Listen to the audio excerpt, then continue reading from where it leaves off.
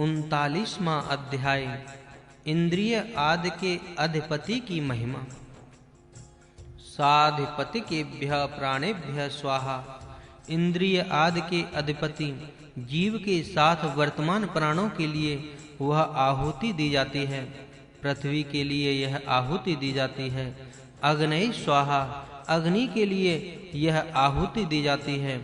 अंतरिक्षाय स्वाहा। अंतरिक्ष के लिए यह आहुति दी जाती है। वायवे स्वाहा। वायु के लिए यह आहुति दी जाती है। दिवे स्वाहा। द्युलोक के लिए यह आहुति दी जाती है। और सूर्याय स्वाहा। सूर्य के लिए यह आहुति दी जाती है।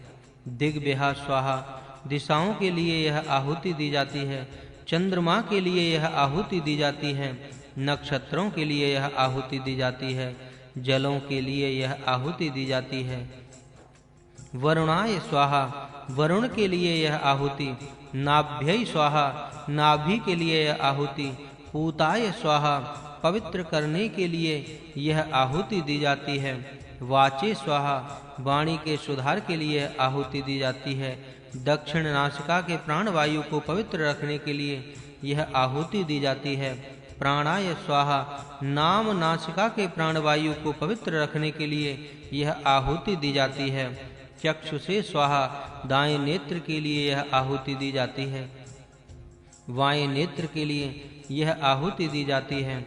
दाएं कान के लिए यह आहुति है। क्षेत्राय स्वाहा। बाएं कान की उत्तम शक्ति के लिए यह आहुति है।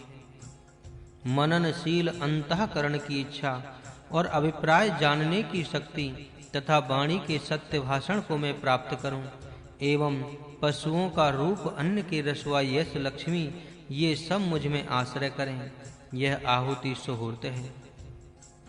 संभ्रियमाणः प्रजापति। प्रजाएं जब राष्ट्रपति राजा को नाना ऐश्वर्यों से पुष्ट करती हैं, तब वह प्रजापति कहलाता है। संभ्रता सम्राट। वह अब अच्छी प्रकार से परिपुष्ट होकर प्रजा में उत्तम रीति से सर्वत्र ऐश्वर्य से प्रकाशित होता है, तब सम्राट कहलाता है। अब वह ससंतः वैश्वदेवः। अच्छी प्रकार सभा में विराज कर समस्त विद्वानों से आदर प्राप्त करता है, तब वह वैश्वदेव कहलाता है। वह जब प्रवक्त धर्म ऊंचे आसन को प्राप्त होकर तेजस्वी बनता है, तब धर्म कहलाता है। जब वह उन्नत पद पर स्थित होकर प्रकाशित होता है, तब तेज कहलाता है। जब वह जल में स्नान पूर्वक अभिषिक्त होता है, तब वह पावन कहलाता है। जब वह विश्यन्दमाने पोषणः। विशेष रूप से वेग पूर्वक गमन करता हुआ पृथ्वी के हित के लिए प्रवृत्त होता है, तब वह पोषण कहलाता है। जब वह क्लक्थन मारुतः शत्रुओं का नाश कर रहा होता है, तब वह मारुत कहलाता है। जब वह सरसी संतायमाने मैत्रः जलाशय, तालाब आदि कृषि के साधनों को विस्तृत करता है, तब मित्र कहलाता है। जब वह युद्ध क्षेत्र में रथ आदि साधनों से वायु के समान वेग पूर्वक जाता है, तब वायव्य कहलाता है। ह्युमानः आग्नेय। बराबर शत्रु के ऐश्वर्य से मानो आहुति पाता अग्नि के समान प्रचंड होता है, तब आग्नेय कहलाता है। और जब वह सब प्रजाओं द्वारा अपना राज्य स्वीकार कर लिया जाता है, तब वाक होता है। राष्ट्रपति राजा। प्रथमे अहन सविता। पहले दिन सबका उत्पादक होने से सविता है। द्वितीय अग्नि। दूसरे दिन अग्रणी होने से अग्नि है। तृतीय वायु। तीसरे दिन वायु के समान पराक्रमशाली होने से वायु है। चतुर्थे आदित्यः। चौथे दिन जल को ग्रहण करने वाले आदित्य के समान प्रजा से करो का ग्रहण करने वाला होने से आदित्य है। पंचमः चंद्रमा। पांचवें दिन चंद्र सद्रण आह्लाद प्रदायक होने से चंद्रमा है। षष्ठी ऋतु। छठे दिन ऋतु के समान मरुतगण है। अष्टमे बृहस्पति। आठवें दिन राष्ट्र का पालन पोषण करने वाला होने से बृहस्पति है। नौमे मित्रः। नौवें दिन सब पर सर्वत्र स्नेहवान होने से मित्र है। दसवें वरुणः। दसवें दिन सबसे वरण करने वाला होने से वरुण।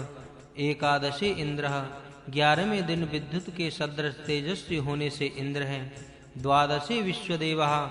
12वें दिन समस्त विद्वानों के बीच में निष्पक्षपात होकर रहने से, विश्व देवों अर्थात समस्त विद्वानों से सम्मति में भिन्न न होने से विश्व देवा है।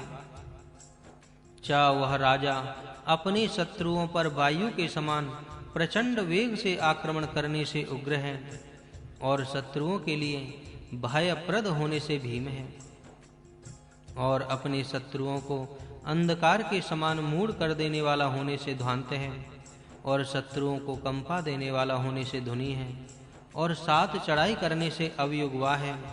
उन अपने शत्रुओं को विशेष रूप छिन्न भिन्न व तितर बितर कर देने वाला विक्षिप है। यह उत्तम कथन है। राष्ट्रपति राजा हृदयेन अग्निम, हृदय से अग्नि को धारण करता है, हृदय के अग्रभाग से विद्युत को धारण करता है, समस्त हृदय के भाग से वो पशुओं के पालक प्राण वायु को धारण करता है, यत कृता कलेजे से वह सर्वत्र विद्यमान आकाश को धारण करता है, मत स्नाभ्या सर्वम, गुर्दे से वह जल को धारण करता है, मन्युना ईशानम, मन्यु से सब पर शासन करने वाले ऐश्वर्यवान ईशान को धारण करता है, अंतः परसव्येन महादेवम, भीतर के पसलियों से सबसे बड़े देव पराक्रम परमेश्वर को धारण करता है। वनिष्ठ नाम अग्रम देवम, आंतों से तीव्र देव अग्नि को जठर रूप से धारण करता है। वशिष्ठ हनुहु कोशाभ्याम सिंगनी, शत्रु को हनन करने वाले विशेष साधनों से संपन्न होकर कोश में रखने योग्य ऐश्वर्य कीर्ति जनक गुणों को हृदय में आकाश में धारण करता है।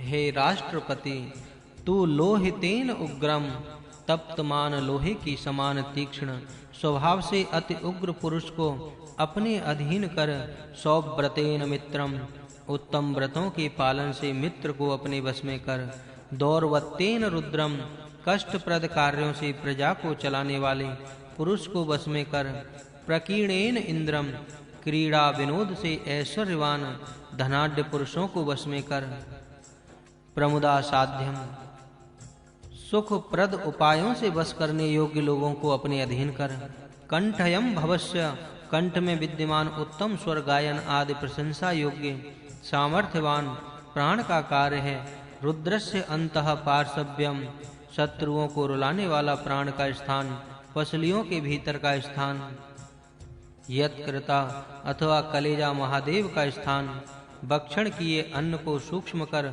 शरीर में सर्वत्र पहुंचाने वाले जाठर बल का स्थान आते हैं, और पशुपते पुरी तत्, पशुओं के स्वामी आत्मा का स्थान पुरी तथा नामक हृदय की नाड़ी है, इनको भली प्रकार से जानने वाला हो। लोम अभ्य स्वाहा, लोमों के निमित्त यह आहुति है। लोम अभ्य स्वाहा, व्यष्टि लोमों के लिए आहुति है, त्वचा के लिए आहुति है, त्वचे स्वाहा, लोहिताय स्वाहा, लोहिताय स्वाहा, हृदयस्य लोहित के लिए आहुति है, मेदोभ्य स्वाहा, व्यष्टि के लिए आहुति है, और मांसेभ्य स्वाहा, मांसों के लिए आहुति है, व्यष्टि स्नायुओं के लिए आहुति है, अस्तस्य स्वाहा, अस्थियों के लिए आहुति है, अश्वभ्य स्वाहा, व्यष्टि अशुभ्यों के लिए आहुति है, मंजभ्यम स्वाहा, समष्टिगत मज्जाओं के लिए आहुति है, मज्जभ्य स्वाहा, व्यष्टिगत मज्जाओं के लिए आहुति है, रेतसे स्वाहा, वीर के लिए आहुति है, पायवे स्वाहा, गुदारूप अवयव के लिए आहुति है, आसाय स्वाहा, आयास देवता के निमित्त यह आहुति हो, प्रासाय स्वाहा, प्रयास देवता के निमित्त यह आहुति हो, संन्यासाय स्वाहा, संन्यास देवता के निमित्त यह आहुति हो, बियासाय स्वाहा, बियास देवता के निमित्त यह आहुति हो, सोचते स्वाहा, सोचत देवता के लिए निमित्त यह आहुति हो, सोचमानाय स्वाहा, सोचमान देवता के निमित्त यह आहुति हो, शोकाय स्वाहा, शोक के निमित्त यह आहुति हो, तपसे स्वाहा, तप के निमित्त यह आहुति हो, तप्यते स्वाहा, संताप तप्त के लिए आहुति हो, धर्माय स्वाहा, दिन के होम के लिए आहुति हो, निष्कृत्य स्वाहा, निष्कृति के लिए आहुति हो, प्रायश्चित्ते स्वाहा, प्रायश्चित के लिए आहुति हो, बेखजाय स्वाहा, बेखज के लिए आहुति हो, यमाय स्वाहा, यम के निमित्त यह आहुति हो, अंतकाय स्वाहा, अंत के लिए यह आहुति हो। मृतवे स्वाहा, मृत्यु के निमित्त यह आहुति हो। ब्राह्मणे स्वाहा, ब्रह्म के लिए यह आहुति हो। ब्रह्म हत्याय स्वाहा, ब्रह्म हत्या के निमित्त यह आहुति हो। विश्वेभ्यो देवेभ्य स्वाहा, संपूर्ण देवताओं के लिए यह आहुति हो। ध्यावा पृथिव्याम स्वाहा, ध्युलोक और भूमि के लिए यह आहुति दी जाती है। 39वां अध्याय संपूर्ण।